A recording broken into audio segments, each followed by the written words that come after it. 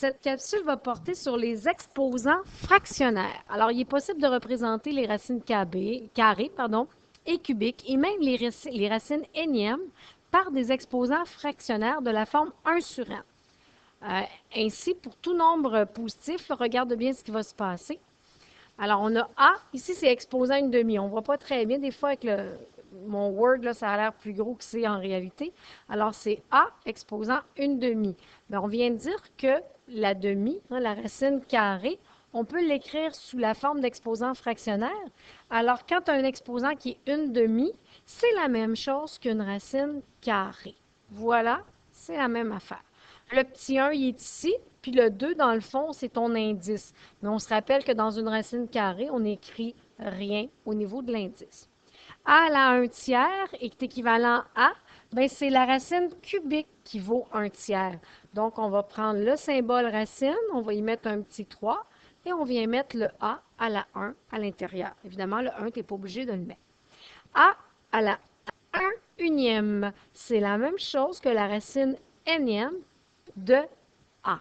Alors, voilà pour les exposants fractionnaires. Je te donne un autre petit exemple.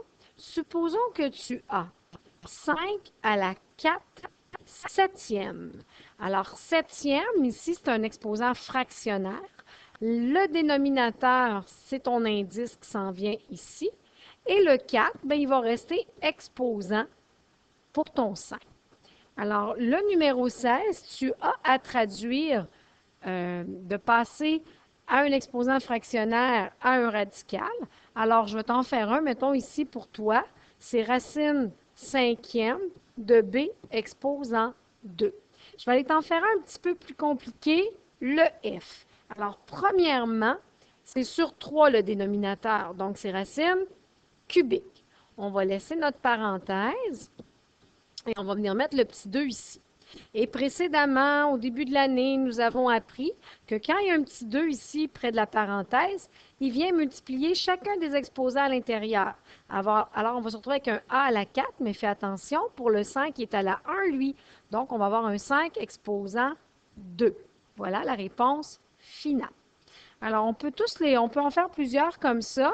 Si je prends le numéro 17, par exemple, là, on les a sous la forme de radical, puis on veut que tu l'écris sous la forme fractionnaire. Bien, si je prends celui-ci, par exemple, c'est A à la 3. Et comme c'est une racine carrée, puis c'est sous-entendu un petit 2, on vient mettre un petit 2 au dénominateur de l'exposant. Je vais en faire un petit peu plus compliqué peut-être. Si je prends, par exemple, le dernier, donc, on va avoir on peut les mettre entre parenthèses pour qu'on le voit bien. 2 exposants 2 fois 3 exposants 3, tout ça à la 1/4. On peut le laisser comme ça, mais on a appris que chaque exposant était multiplié par 1/4, puissance de puissance. Donc, ça va donner 2. Et là, fais attention, 2 fois 1/4, ça donne 2/4. Et pour le 3, 3 fois 1/4, ça donne 3/4. Il est possible de simplifier l'exposant du 2, de la base 2. Donc, 2/4, ça donne 1/2. Et pour le 3, ça va rester 3/4. Alors, voilà. Peut-être un dernier petit exemple pour bien comprendre ce qui se passe. Au numéro 18, on te demande de calculer la valeur de ces expressions.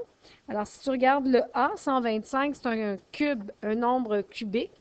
Donc, racine cubique de 125, ça donne 5. Alors, tu peux toutes les faire.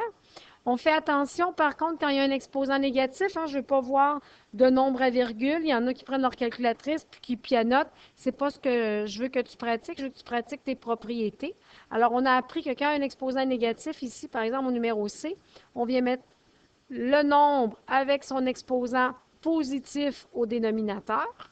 Et maintenant, ben, on va calculer 49 à la 1/2. On se rappelle que 49 à la 1/2, c'est racine carrée de 49. Et là, ben, on va avoir 1 sur racine carrée de 49, 7. 1 septième. Autre exemple qu'on peut travailler, c'est ici le G. On a affaire ici à un nombre sous forme décimale. Mais je vous ai dit, on essaie de travailler le moins possible avec la calculatrice. Alors ça, c'est 1, attention, dixième, centième, millième. C'est 1 millième. Et on a 1/3, donc on va prendre la racine cubique. On va prendre la racine cubique en haut et on prend la racine cubique en bas.